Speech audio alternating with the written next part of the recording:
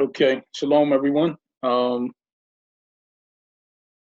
You can at any point just raise your hand, and I'll stop. I'm gonna kind of go through the study, but I'll stop at any time if you have a question or want to make a comment. But a few weeks back, we were going through Deuteronomy 23, and a couple verses stood out to me in the chapter. Deuteronomy chapter 23, verses 15 and 16. I'll read those two verses. And it says, "Thou shalt not deliver unto his master the servant which is escaped from his masters unto thee."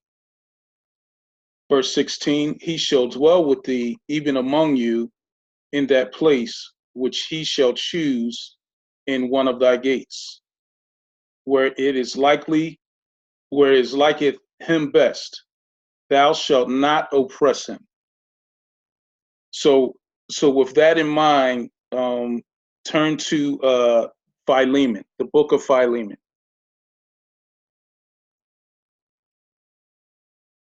And just so you kind of understand, when I was looking at it,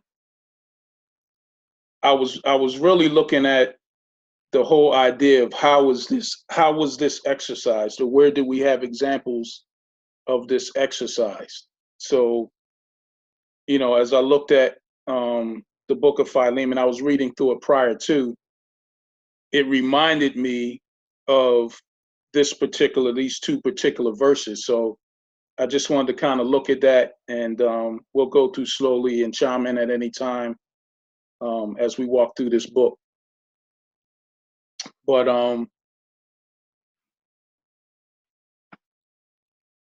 Philemon is one of many, or one of a few books that are one chapter. If you look at John, 1 John 3, or first and second, or second and third John, the book of Jude, they're all one chapter. But this particular epistle is different than any of the other epistles, because it's not written to a church.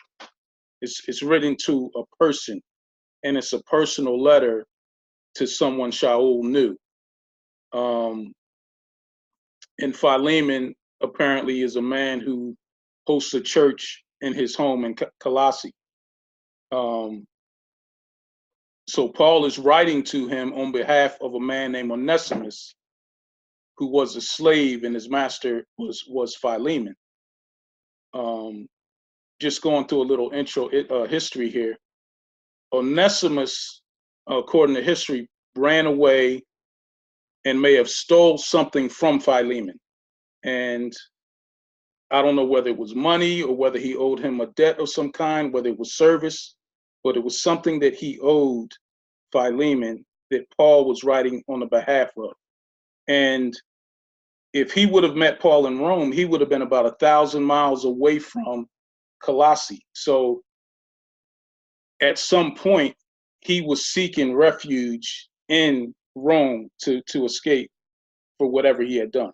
So Paul writes this letter on behalf of him to kind of soften the blow, or get him to understand something, or get him to see something. But this is a direct contrast to the chapter verses we read in Deuteronomy 23. So if we look at the history of slavery, it would have been quite different in Rome than it would have been in for the Hebrews, because the Hebrew slaves most times were treated as employees, but in Rome they were treated harshly. So this direct command would have been something that would have been in direct account to Paul writing to Philemon and sending Onesimus back, because it says in Deuteronomy not to send them back. So he's looking at this whole thing and saying, okay, there's something here that you need to see, that you need to understand about Onesimus if I'm sending him back. Otherwise, Paul would be in violation of this command. And that's kind of what made me look at this book, was the idea that Paul may have violated this command that we read in Deuteronomy. So I'll start reading the chapter.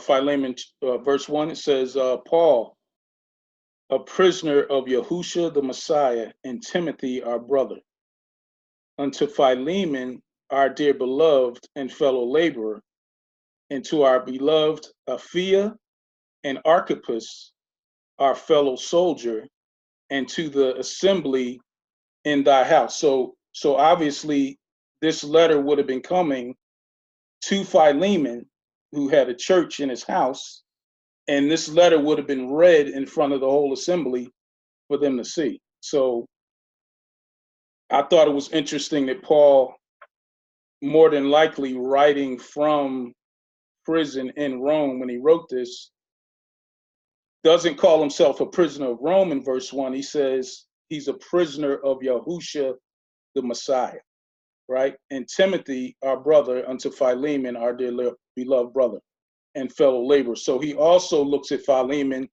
as a fellow brother. So they would have known each other. They probably worshiped together at some point. He would have been at their house, you know. And, you know, when I looked at the passage, I clearly saw that Paul is addressing this letter perfectly on behalf of Onesimus.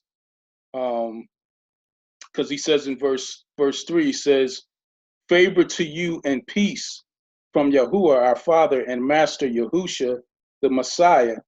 I thank my Elohim, making mention of thee in my prayers always, hearing of thy love and faith, which thou hast toward the Master Yahusha, toward all his saints. So he's really just buttering him up before he speaks about Onesimus.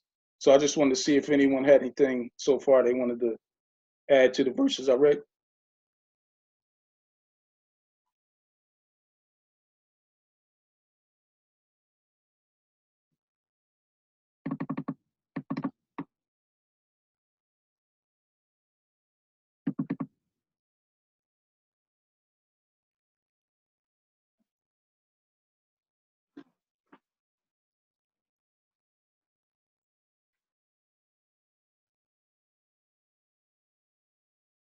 Anyone want to read the next 5 verses?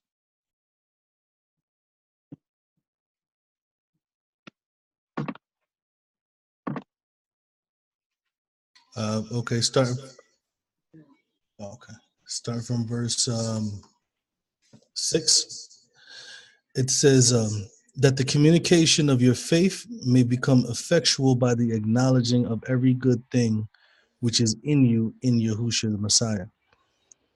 For we have great joy and consolation in your love, because the bowels of the set apart ones are refreshed by you, brother.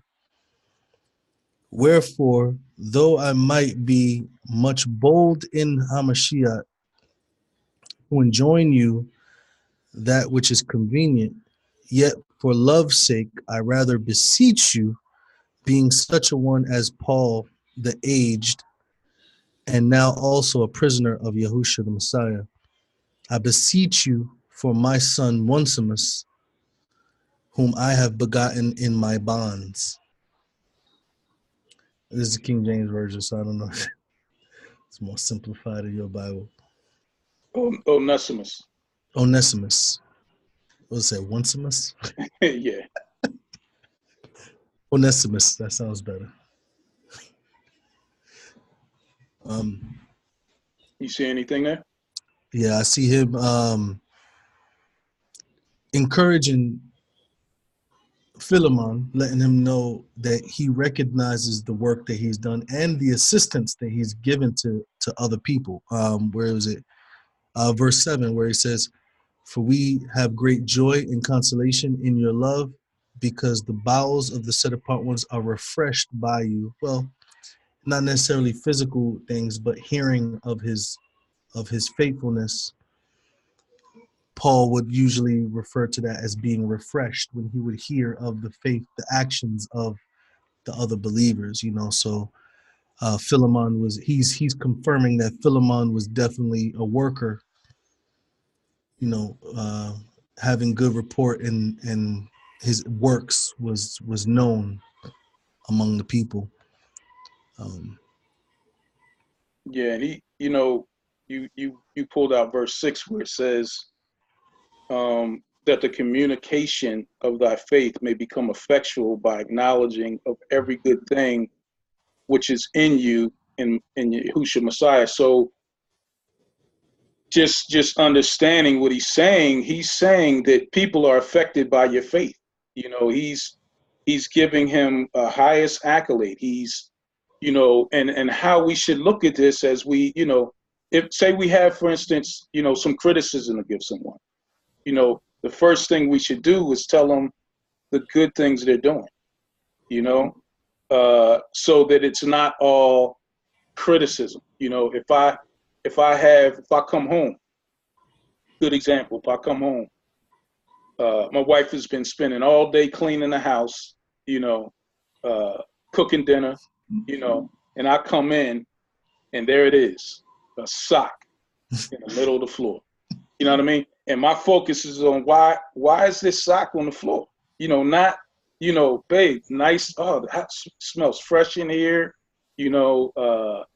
Dinner's ready. The first thing I see is the sock on the floor. And how Paul obviously has something he wants to say to Philemon, but the first thing he does is he praises him. He tells him the great things about himself because he's going somewhere. He's buttering him up here to get to the point of what the letter's for. And also in verse 7, he says, "For we have great joy and consolation in thy love, because thy bowels of the saints are refreshed by thee." So the innermost parts, he's saying, he's not talking about, gastrointestinal problems.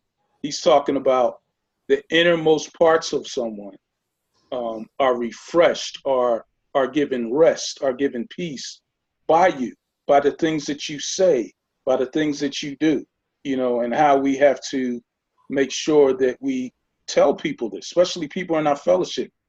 A brother call you and he's down about something. Nah, brother, let me tell you how you blessed me the other day.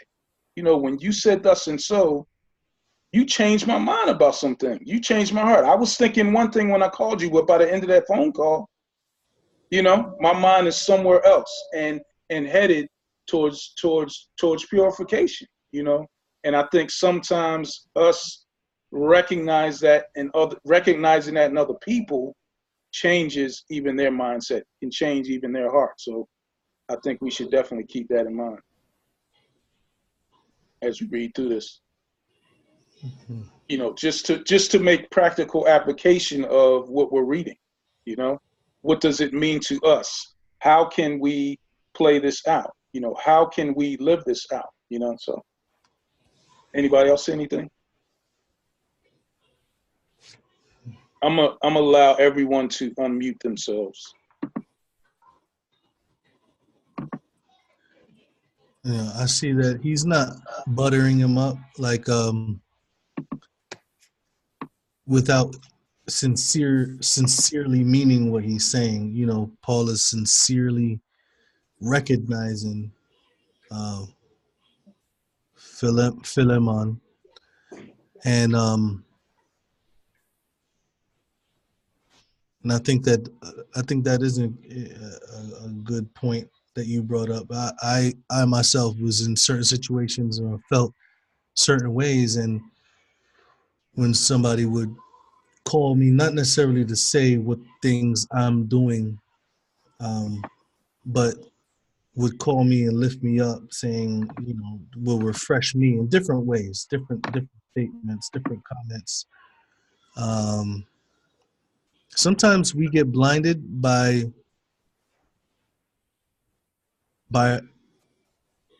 our own condemnation against ourselves, that we need our brothers and sisters to kind of remind us, hey, that's not the only thing. This is not the only situation that you're in.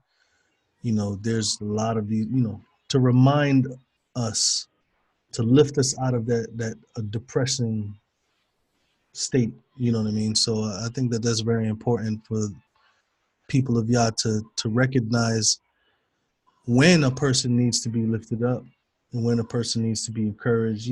Exhortation.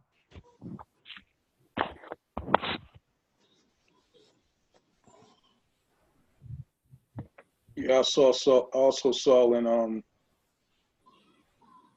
what verse did you stop? Stop at verse 10. Verse 10. So in verse 8, he says, wherefore thou I might have much boldness in Messiah to command you what is fitting. Verse 9, he says, yet for love's sake, I'd rather beseech thee, being such as one as Paul the aged, and now also a prisoner of Yahushua Messiah. So, you know, he's getting to the whole point of the letter here, but he's also telling them, I could have come and I could have commanded you with boldness, right? So in Matthew 20, chapter 25 through 27, it says, but Yahushua called them unto him and said, ye know that the princes of the Gentiles exercise dominion over them, and they that are great exercise authority unto them. But it shall not be so among you. But whoever will be great among you, let him be your minister, and whoever will be chief among you, let him be your servant. So, here the disciples there are asking him, who's going to be the greatest? And he's saying that there's not going to be any dominion, that you are to love one another, that you are to serve one another, that we serve each other, continually. 2 Corinthians chapter 1:24 says, not for that we have dominion over your faith, but are helpers of joy, for by faith we stand. We help each other in our faith, you know. Here he says, I could command you, but for love's sake, I'm begging you, because I want you to do this willingly. What I'm about to say, I want you to do it willingly rather than me command you to do it. If I'm telling you what is right, if I'm teaching you what is right, then you should do this willingly. There should be no question about what you are supposed to do. So that's what I kind of saw in verse 8 and 9. Anybody else?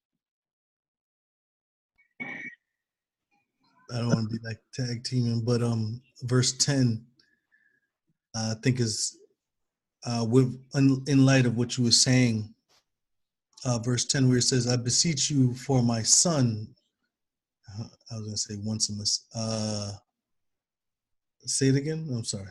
Onesimus. Onesimus. My son Onesimus, who I have begotten in my bonds. There's this parental element to his relationship with Onesimus.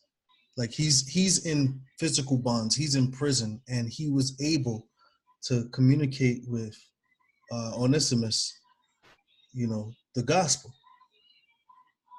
And he's saying that this is his son. He's connecting himself to the people who he's giving the gospel to. This is my son. I've begotten him of course, to Hamashiach while he was in prison. It's like the idea that you're not only leading your people, you're also connecting yourselves. You're binding yourselves with another. Right. To endear them as a son is not, a light thing. And I think that even shows a little bit more of how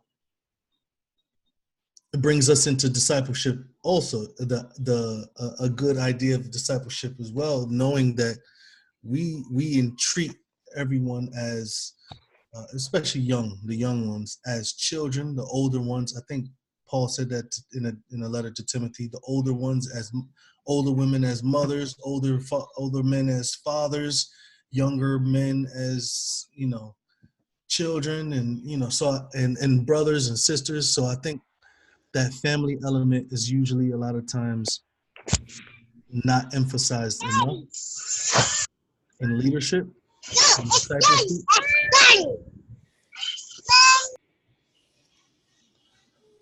Yeah, I think that that family element should be emphasized in discipleship and fellowship, in assembly, and people come together. There should be a family element that binds us together. Um, yeah, I just saw something else too, and when you read verse 10, it says, I beseech thee for my son Onesimus, who I have begotten in bonds. I'm getting a picture of this whole thing. So here Philemon has a church in his house, right? All of these people are there, obviously, to receive the letter that Paul sent. They're waiting with anticipation to hear from Paul, right? So he's reading this letter. Obviously Onesimus has done something against Philemon, and he's reading these qualities about himself, how Paul is praising him, and rightfully so.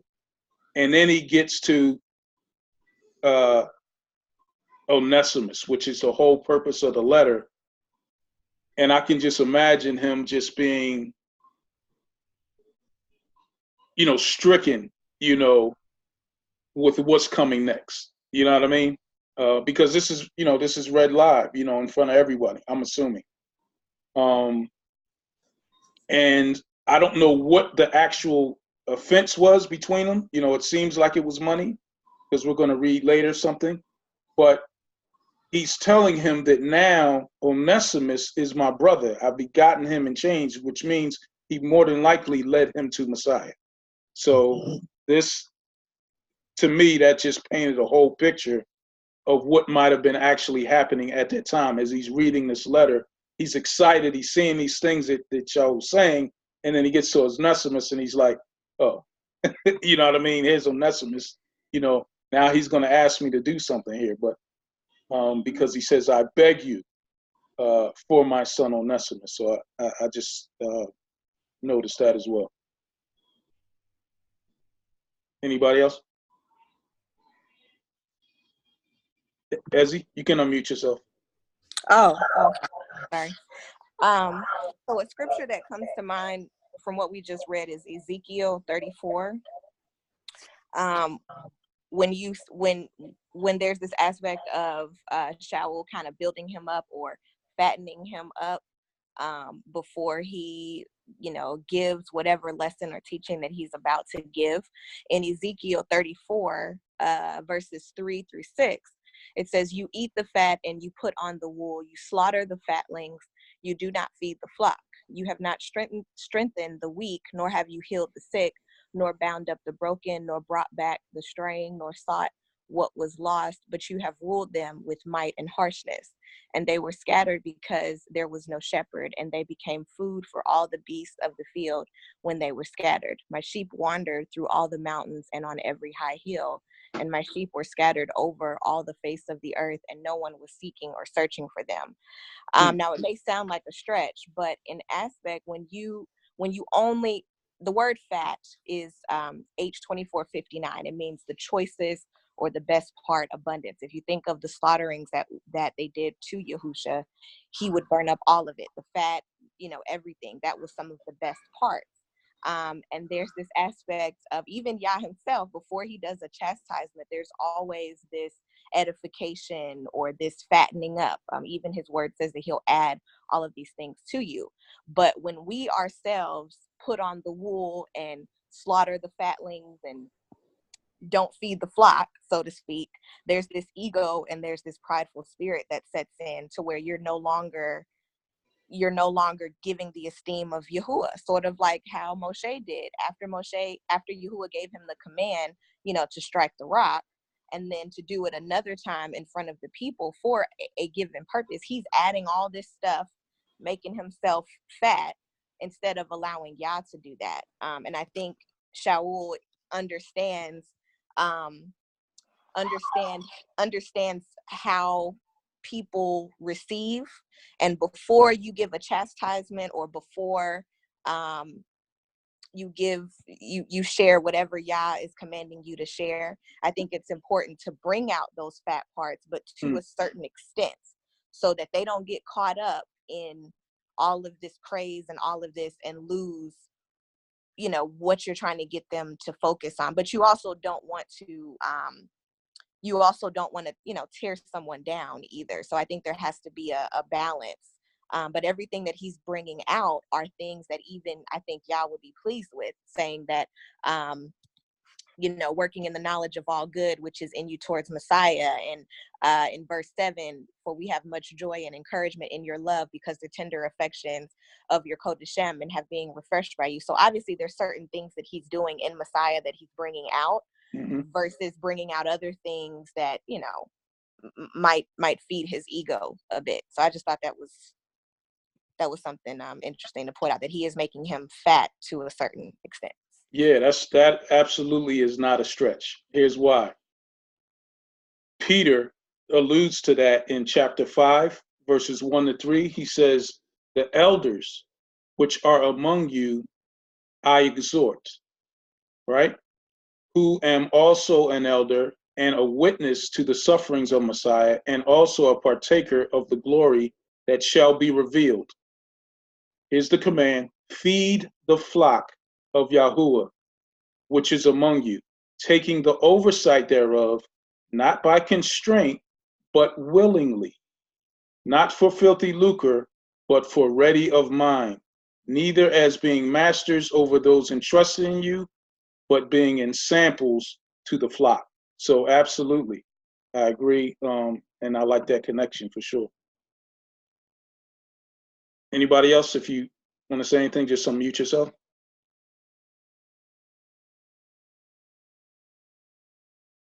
Yeah, no, I thought that was a great breakdown, Ezzy.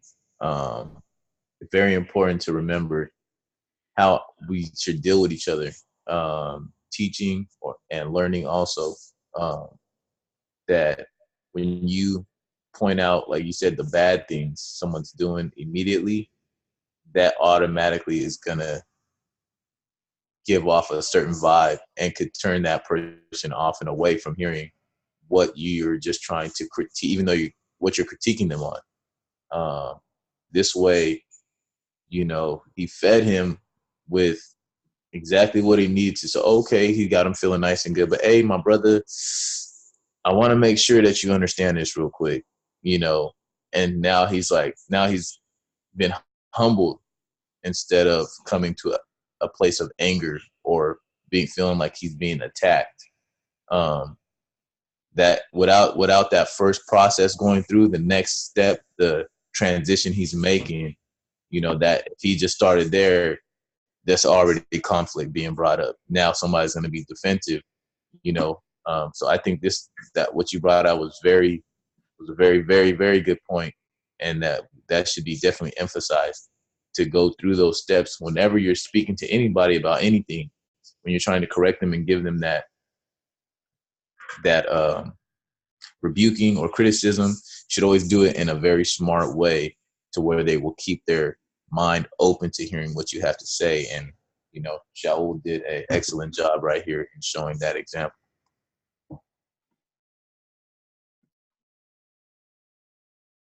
Okay, so I'm going to pick back up in verse 11, but I thought it was interesting too.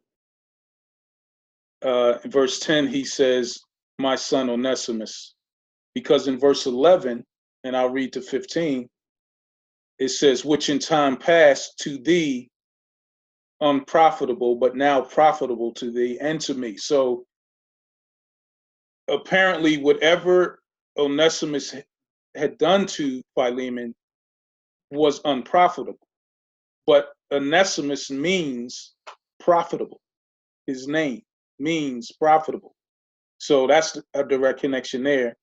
So he says, not only is he profitable to you, but he's also profitable to me. So he's really vouching for this man. Verse 12, whom I have sent again, thou therefore receive him. That is mine own bowels. Verse 13, whom I would have retained with me. Right? Thus the command, right? I would have retained him with me. Remember, it said, don't return the slave, but keep the slave with you. Let him dwell with you. Who I would have retained with me, that in thy stead he might have ministered unto me in the bonds of the evangel. Verse 14, but without thy mind would I do nothing, that thy benefit should not be as it were necessity, but willingly. So not a necessity, but willingly. I want you to do this willingly. I don't want you to do this. I don't want you to be compelled to do this. I want you to do this out of your heart. For perhaps, verse 15, he therefore departed for a season, that thou shouldest receive him forever. So clearly, this passage from 11 to 15 is speaking about forgiveness. You know what I mean? And it just makes me think about how hard is forgiveness for us? How hard is forgiveness for me? Do I forgive easily? If someone wrongs me, if someone says something to me, June will tell you, if me and her get into something, I'm carrying it for a little while. She has her way of pulling me out of it. And it's interesting, with her personality, it's almost like, at times, not all the time, because sometimes it's rightfully so. I have righteous anger. But the point I was trying to make is that she has a way of doing or saying something that actually makes me look foolish for carrying this with me, for carrying out the offense that I think that she did to me, and immediately leads me to, the point of, I got, I need to either let this go, forgive her. Was it that serious? Should I really be this mad? And, it awakens me to the reality of my situation. So, how hard is forgiveness for us? Do we easily forgive? Because this is obviously what he's calling him to do at this point, for this man Onesimus, who has wronged him in some kind of way. Anybody want to add to that?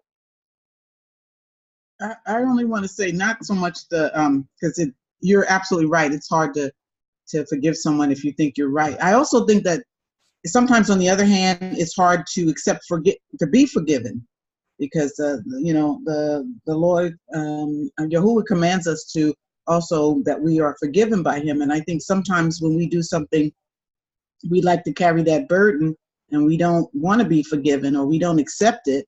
And for some, I think we might even get into feeling a little bit of, being a martyr, that we are still guilty, and we hold on to that, and we keep bringing that up in our prayers. And he says that he puts our sins into a sea of forgetfulness, but I think we hold on to that, and we pray the same prayer over and over again: forgive me for something I did, 10, 15 years ago. And so I think it's just, on the other hand, we also struggle with that.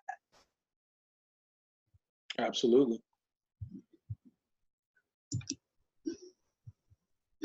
You can unmute yourself freely.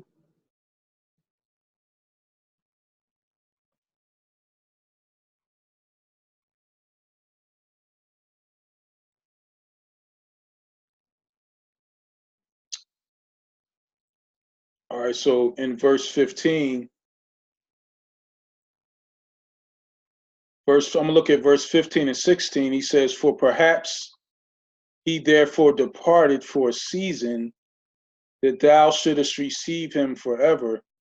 Verse 16, not now as a servant, but above a servant, a brother beloved, special to me, but how much more unto thee, both in the flesh and in the master. So anyone who would make the argument that by Shaul returning Onesimus to Philemon, his master, would be a violation of Torah, this shows that that would be the opposite, because he's not returning him as a slave, he's returning him as his brother. So I thought that was interesting. It's kind of what led me to even make the connection between the Deuteronomy verses and this book here. Go ahead, Jadiel. That I think that's a great as he oh, I think that's a great thing that you pulled out. It just stood out a lot to me, whereas he's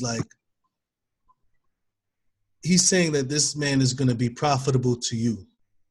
And then, he says profitable to me, but how much more profitable is he going to be to you? Then he gives the dynamic. He came to you, he was with you as a servant, and he wasn't profitable. So now I'm going to send him back as a brother, and we're going to see how much more profitable he is engaging as a brother than he was engaging as a slave or a servant. That dynamic kind of is it pretty much, I think, as you talked about, mentioned this before, and I think Emeka mentioned this and you mentioned this too, about the way that he was approaching Philemon. But now I see that the relationship that Paul is emphasizing on, saying, don't expect him to serve you under this premise. Expect him to serve you under the premise of him being your brother, him being connected to you, binded to you. Just like how he was profitable to Paul, and he didn't say that he was profitable to me because he was my servant. He said he was my son. Right. You see, so he's saying he's my son and he was profitable to me. Now he's your brother. He's going to be profitable to you. I think that's a good dynamic to encourage, that the mindset that we're serving our brothers and sisters, the mindset that we're serving each other, because we are closely knit together, and it I think it produces more productivity towards whatever you guys are doing together when you're viewing it in a better light. I think that's very important. Verse 16, that really good stands out to me. But sorry, Sorry, I know you didn't finish reading the rest. Yeah, no, June wanted to add something. Okay. Just 2 quick notes. It seems like he was asking him to do more than forgive him. It seemed like he was also wanting him to release him as a slave. That was a little more than forgiving. It's like, and receive him back, not as just a slave like he left, but now as a brother. Absolutely.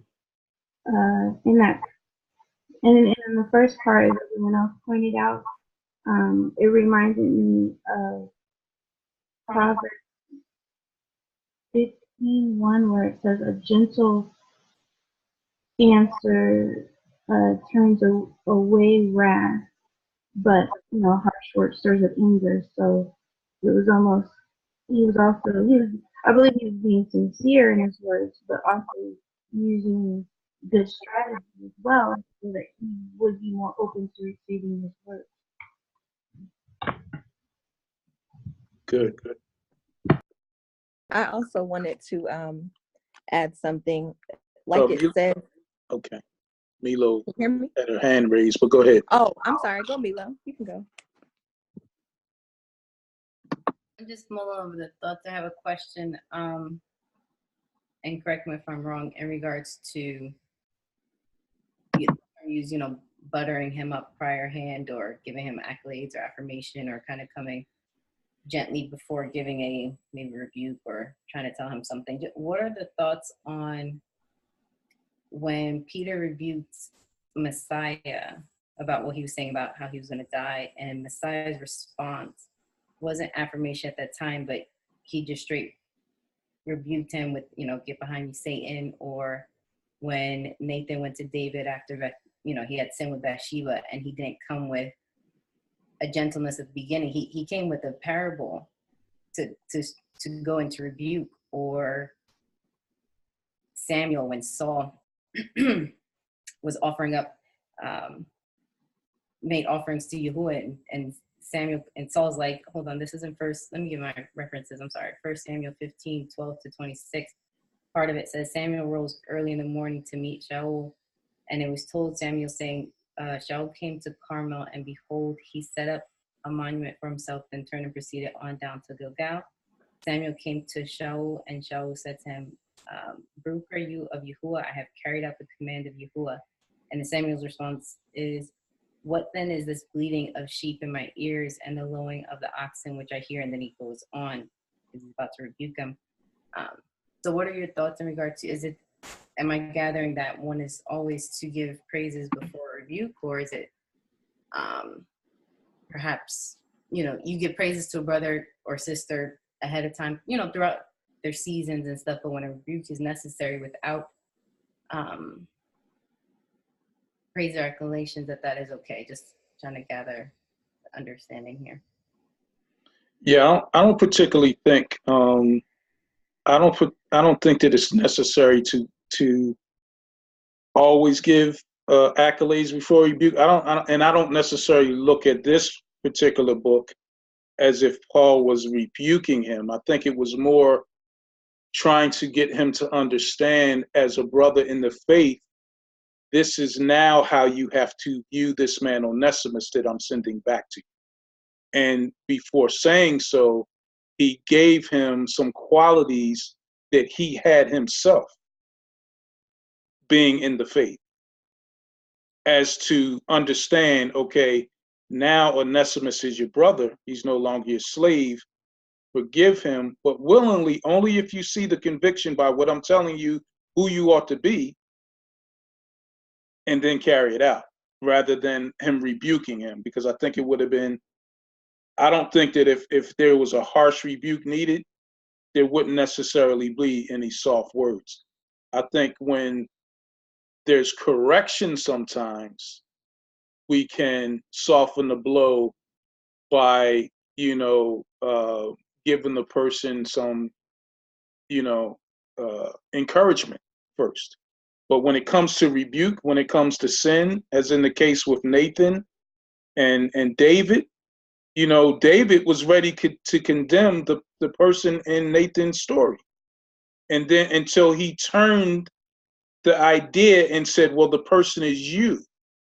And forcing David to say, Father, later on in Psalms, against you only have I sinned. He understood that it was him that needed to repent. So I think those are two different situations. But when a harsh rebuke is needed, a harsh rebuke needs to be given, for sure. That's my take on it. If I could point something out too, Paul always starts his letters off like this, so the tone that he sets in the beginning is also something that he does on the regular. So to say like this whole tone is him trying to butter up, Philemon, we can't exactly say that. It's just in verses, it's just really in verses 7 and 8, where it really seems like he's giving him, this, what you would say, I guess, is not buttering up, but just this, good, him sharing how he really feels like, even though, so he says, for we have great joy and consolation in your love, because the heart of the holy ones are refreshed by you, brother. Wherefore, though I might be much bold in Mashiach to enjoin you that which is convenient, yet for love's sake I rather beseech you, being such one as Paul's age, as Paul the aged, and now also a prisoner of Yahushua HaMashiach. So he transitioned into it pretty quick, you know. But he always starts all his letters off with this tone of love coming in the name of the Messiah for his work. Right. But he does go into I'm with you, Mecca. I think here though, when I say the word buttering up, I don't mean to suggest that there is this deceptive these deceptive words used to make a person feel good about himself. I'm saying that these are words that actually are part of this man's character, that he's called out for him to recognize. And the reason that he wants to recognize these particular character qualities is because these particular character qualities would be necessary to understand what he needs to do after he goes on with this letter. Because if he does anything contrary to it, then he may not be worthy of the accolades that were given to him. So there's a contrast for him to see. There are things for him to line up as he looks at whether or not I should forgive this brother or not. Based upon the things that Shaul was saying about me, based upon the things that Shaul was saying about Onesimus, what Onesimus is to him and what Onesimus had been to Shaul, he can then formulate his response. So when I said butter up, I probably shouldn't have used that word because it's not, buttering up is kind of a deceptive move to get somebody to do something. That's not what's happening here. So track that. Forget I said it. Basically, he's giving him and saying things to him that he actually does. It's not a deceptive move to get him or to sway him any type of way. He wants him to recognize what a true brother is. And if he is a true brother, then what I'm about to tell you, I won't have to command you to do it. You will willingly do it because it's a part of your character. That's what he's saying. Can I put my 2 cents in? Is that okay? Say that again? I said, can I put my 2 cents in? Absolutely. So, honestly, I just think a lot of times there's so much focus on how you deliver, and we stress out how do we deliver confrontation. And as a member of the body, I think we need to put on receiver. We need to be responsible and just not be so stinking defensive. And I think a lot of it, no matter how you deliver something, we're just very defensive constantly. It's like, just spit it out and tell me what the issue is. Yeah, I think that sometimes it's probably not popular, but that's what I see over and over again is, okay, 2 people get together, in my circles or what I've been in leadership and doing certain things in the team ministry, it's been, let's talk, how, spending all these hours, how we're going to, present this information to these people or what, to the person involved or whatever. And it's just like, as a member, like, I want people to correct me, and I just better not be so stinking defensive. And so I think the receiver has I think there's a difference. I think there's an element of defense, and then there's also an element of offense that has to be eliminated as well. When a person is defensive, is usually because they feel they're being attacked, and usually sometimes people attack in order to relate their dislike in something. So there is both two elements that also play a part. Defensiveness also plays a part, but you can't negate the fact that somebody can't just come at you. Somebody can't just come at your kids. Your husband won't let right. No, of course not. Any other way, you can't really say, hey, just spit it out, and then somebody just spits it out any other way they want to spit it out. No, I guess I was over. So there is a method. I maybe just because just now I messed up and I have my best friend who's always, it takes her an hour to preface, and I'm like, okay, I screwed up, just get to it. It's like, it's okay. Yeah, and I see that a lot. I have seen a lot of preparation in how you deliver, the right people delivering the right message with too much fear on how it's going to be received. And of course you have to be careful, but that's just my point is we need to be ready to take. Absolutely. Be ready to take, be ready to give properly, and be ready to receive it properly, and not wasting no time. I'm only doing this because I see Mike's hand up and he looks like he's getting this. So I'm going to keep on talking so he could get a little bit more frustrated. Right. Go ahead, Mike. You can unmute yourself. Now, I was gonna go back to the whole buttering up thing. I know what you're saying, Rod.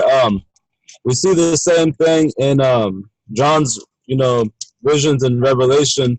The same way that the Spirit addresses the seven churches. It first, kind of admonishes them, and then it gets to what they're doing incorrect. So we see that not only with Paul, but even in visions. So Right.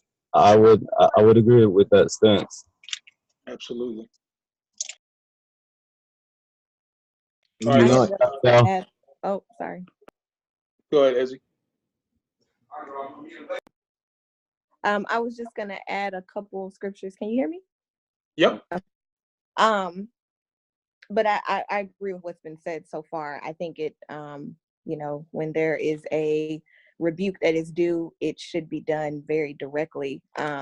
But I also think, the way that he is addressing this brother, it makes me think of the passage in Matthew when Yahushua, I think it's in Matthew, when Yahushua says, "Who is my brother or my mother, but those who do the work of my Father?" And I know in this walk, prior to crossing over the Jordan, but prior to crossing over to this walk, I was, somewhat prideful or really overconfident. And I don't think I've lost that, but when I receive a compliment now, it's almost like I'm very bashful is the word, or meek or humble. It's almost like I don't feel deserving of that. I think, Yahuwah really, when you take on his commands, I think you have a constant reminder of where you've come from. So when someone is giving you compliments or saying, things like, "Oh, you dress nicely," or "I like your modesty," or, having a certain respect, not cussing in your midst, or things like that, just the little things that other people do or say, or compliments that you get. For me, it's a reminder of where I've come from, because it's like, wow, like the old me, So I think that there is a level of, when you admonish someone, especially your brother or your sister that's in this walk, it is breaking, it's breaking something or bringing them to a humble place, versus someone who is committing sin, who needs a chastisement or a correction. Right. That, I think that's a different spirit altogether. But the scriptures that I wanted to go to first, I wanted to read the Deuteronomy 23, 15, 16 again. It says, "You do not hand over to his master the slave who has escaped from his master to you. Let him dwell with you in your midst in the place which he chooses, within one of your gates where it is pleasing to him. Do not oppress him." So the fact that Shaul is writing this letter, and in verse 14, he says, "But without your opinion, I wanted to do nothing, so that your good deed should not be by way of necessity, but voluntarily. For he departed for a while, possibly because of this, so that you might have him back forever." It sounds like it is the desire of the servant, Onesimus, to go back, because according to this, it says, "Let him dwell with you in your midst in the place which he chooses, within one of your gates where it is pleasing to him. Do not oppress him." So I can see that as either him being oppressed, if he no longer wants to be a servant, or if he has something of profit to give, higher than the role that he's in, or a different role than what he's in of servitude, then it would be oppression, or it would be a hindrance of him reaching whatever it is that Yah has called him to do, if Philemon does not allow it to happen, or the master doesn't allow it to happen. Another verse that comes to mind is what you had already read, Brother Rod, in Matthew 20:25. It says, but Yahushua called them near and said, "You know that the rulers of the Gentiles are masters over them, and those who are great exercise authority over them." So, I mean, this is just speculation, but if Philemon is a brother and Onesimus was not a prophet, maybe he was a Gentile, which is a pagan worshiper. Maybe he was not in the knowledge of Yahuwah. Maybe that's something that Shaul shared with him, because in verse 13 it says, whom I wanted to keep with me, that on your behalf he might serve me in my chains for the good news. And prior to that, he says he was of no use. He was of no profit. So, I mean, there's not a lot in this chapter. There's a lot of holes, so to speak. But if knowing where Shaul came from and how blunt he is when it comes to the commands and the laws of Yah and the testimony of Yahusha. I mean, he calls himself a prisoner of Yahusha HaMashiach. For him to say that someone is not a prophet, I would assume is someone who is not living accordingly. But now that he is in the good news or is a believer, you know, maybe he did something that would not make it seem so, and it would be hard for Philemon to accept that. But Yahuwah says that when you do a righteous judgment, you bring it to the person. If they don't believe you or don't want to accept it, then you grab a witness. To me, I see where Shaul is somewhat a witness that's coming in to show, hey, this person really, you know, feels this way or did this or whatever, to gain something, to gain a greater role. So that's just what I'm seeing. Well, he, you know, in this particular case, Philemon did something or took something away from him, and we'll see that in the next two verses. Actually, these next two verses blew me away. I want to see if you guys see the same thing I see. Verse 17, he says, "If thou count me therefore a partner," this is Paul speaking to Onesimus, "then receive him." Verse 18, "If he hath wronged thee or oweth thee aught, put that on my account." That's the gospel, y'all. Did y'all see that? If he hath wronged thee, put that on my account. So Shaul is willing to, whatever debt Onesimus owes Philemon, no matter what the cost, put it on my account and receive him. That's the gospel. That's what Yahusha did for us. As we stand before the Father, he's telling the Father as he sees the sin, that sin is on my account. Father, receive him. Amen. We could stop right there if we wanted to. Praise God. But Hallelujah. Hallelujah. Hallelujah. This reminds me of the scriptures, bearing one another's burden in the spirit of meekness. Galatians 6. Let me read it. I don't like paraphrasing. I'm gonna learn from Ezzy, pulling up those verses all the time. June, you want to go while he looks for that? June has something to say while you look for that. Yeah.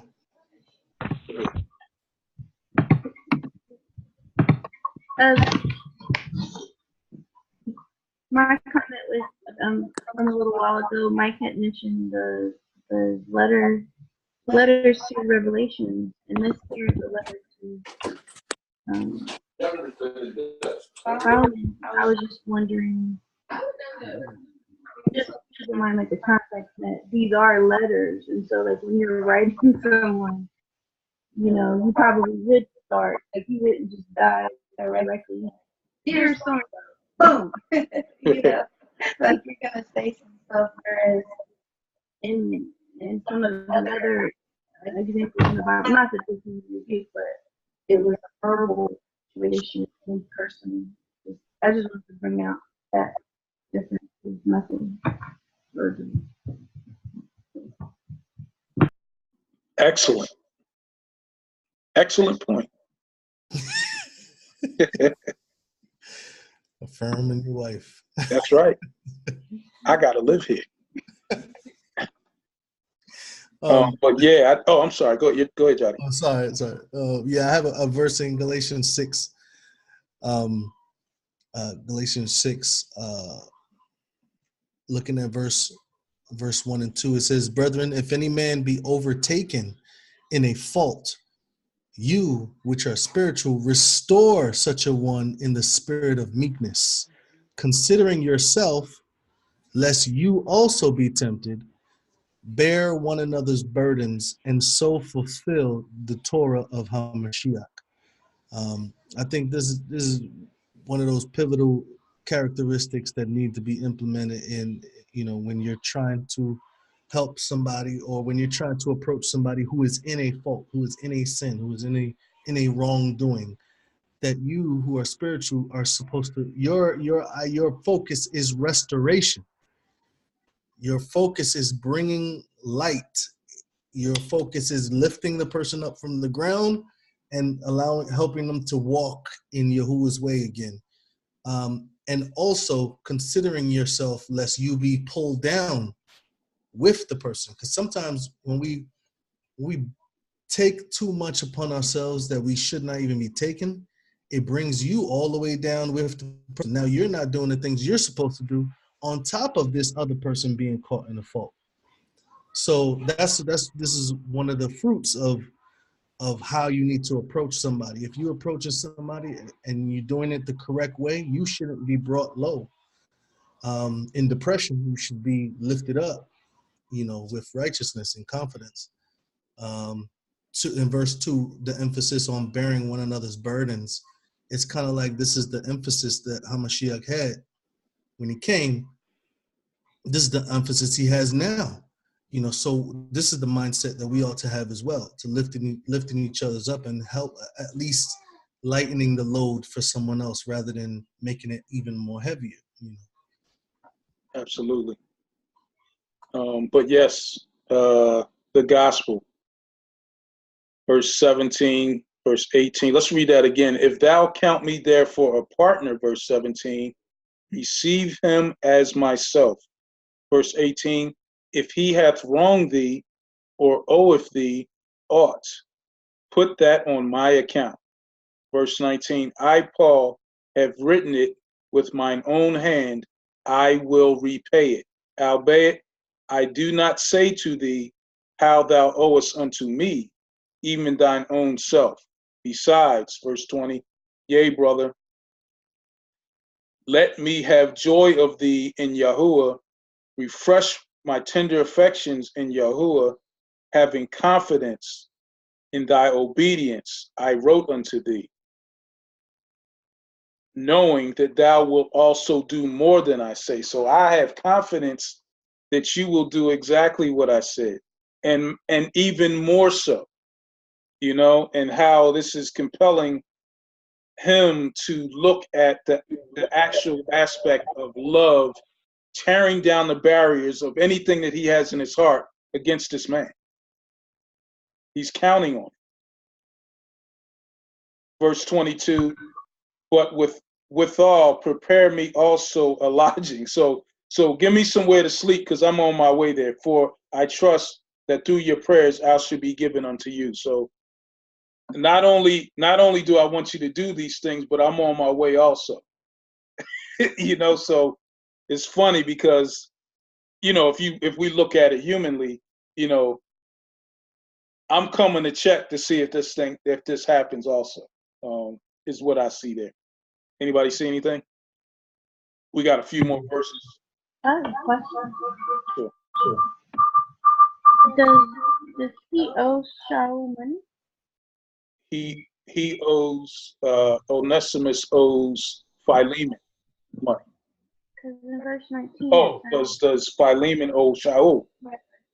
Possibly, but it may not be money. It may be that Shaul led him to Messiah, and if you owe me for whatever, I don't know. It doesn't say specifically, but there's something there that he's alluding to that he owes him.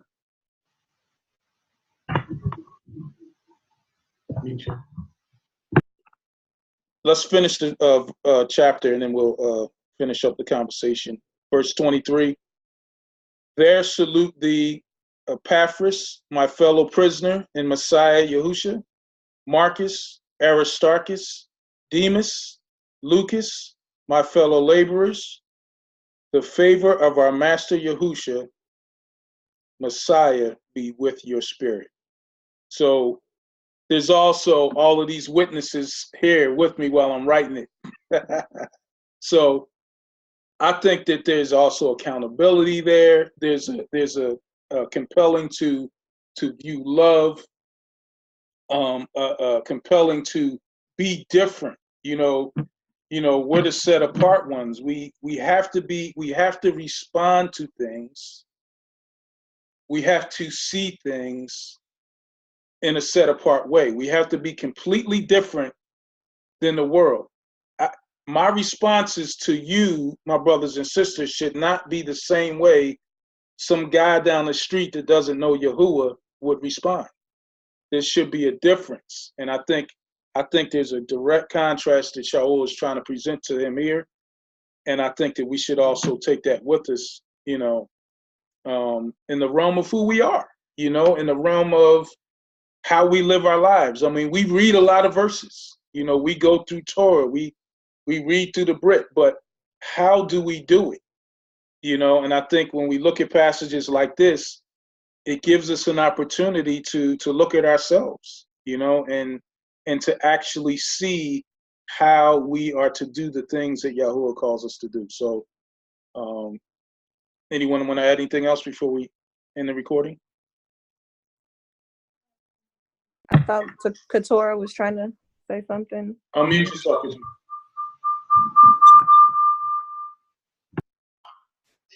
I was going to comment on the Galatians 6 verse, where it says, bear one another's burdens in the spirit of meek. You didn't learn yet? In the spirit of meekness, lest you also be tempted. Jah brought out the aspect of sadness, but I was also thinking about the righteous indignation that was talked about earlier, because when we see our brothers and sisters down, it can make us upset, not upset at them, but upset at the situation. And when he says, take heed of yourself, lest you also be tempted, I was thinking about the anger that we would need to have self-control over in order to be able to properly help our brother or sister.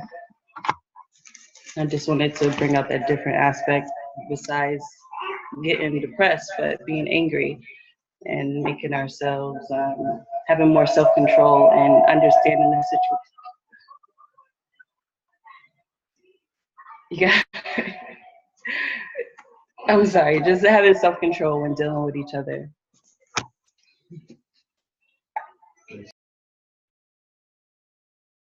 It applies, absolutely. You had something else?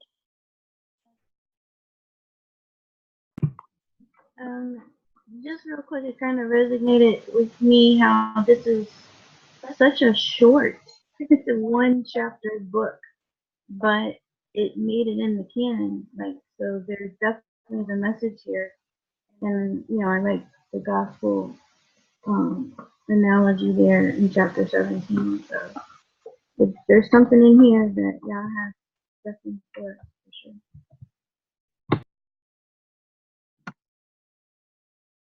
Anyone else?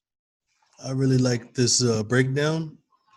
Usually, Philemon is one of those books that you like, let me hurry up and finish it. I'm almost up to Revelation, So I'm glad that we took the time to see the significance in the details, because literally I've never seen the significance until today. Usually, like I said, Philemon is like in an awkward place. I love Hebrews. Yeah. I love Titus, and it's right in between. I'm just like, let me hurry up, read Philemon so I can read Hebrews. But now I see so much, I see the purpose of why Yah would allow this book even more to be in the scriptures, so. Absolutely. When I read through it, I was like, I have to, I have to share this with everyone. I have to, pull out these qualities, pull out these points, because it's vital to our lives. This is an everyday living for Yahuwah book. We can go to this in everything that we do, and I think it's properly and purposely put here. I think that, it's definitely often overlooked and ignored, because it's kind of, it's different. It's not like the other epistles. It's a specific and a personal epistle. So, but how it brings us to the bare base of our faith, You know what I mean? How it, you know, drops us to our knees even, you know, when we consider the things here. We consider, you know, the offenses that people have done against us, when we consider our disputes, you know, when we consider our family members that we just can't get over some things that they said to us or did to us, you know. Um, this is the gospel, you know, and we should be able to look at every book in what we call the Tanakh and the Brit Hadashah and find the gospel in there. So, I mean, this book is one of those books for me. I had just to add something else that I saw when he says, "But without your opinion, I wanted to do nothing." This is verse 14. So that your good deeds should not be by way of necessity, but voluntary. And then he says, "For he departed for a while, possibly because of this, so that you might have him back forever."